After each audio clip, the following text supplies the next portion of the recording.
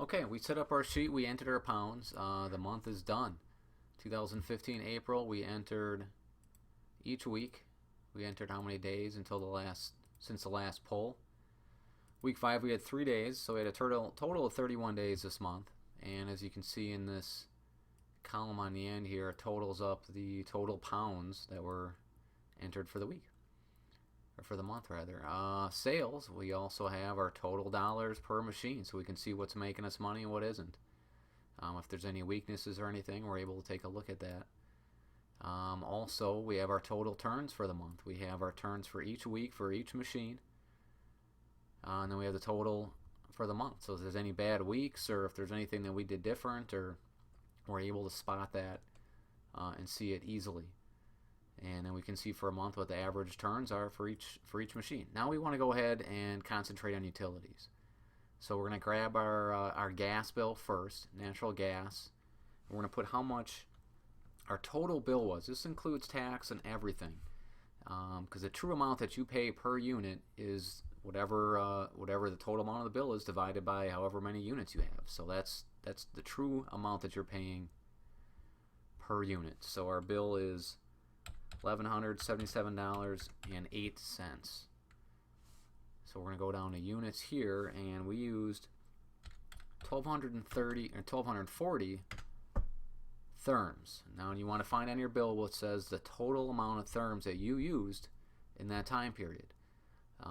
So based off of our bill, it's 1,240 therms, so we paid 95 cents per unit, which accounts for 10% of our gross sales. Go under electric, $453.58. That's how much our bill is. I hit enter there to drop us down to the next box. We used 3563. That's how many kilowatts we used. And again, the 453 includes taxes. That's the total amount of units, kilowatts that we used. So again, you want to look on your bill, find that spot where it says total amount of consumption for that period of time. And that's going to break us down to 13 cents per kilowatt, which is a total of 4% of our monthly gross. Water gets a little tricky. Some places are billed quarterly, some places are billed monthly. I'm actually billed quarterly, but I have a separate meter for my laundromat. So I'm able to go and read that meter and then enter based off of the bill. I know how much I'm paying per therm, so I'm able to kind of back into some numbers. So for water, I was billed at, for this month, $243.54. And on 198 CCFs, or HCF again, which is 700 CCF, which is centum cubic feet, or HCF, which is 100 cubic feet, is 748 gallons per unit, per CCF or per HCF. So we're paying $1.23 per unit for water, which is 2% of our gross.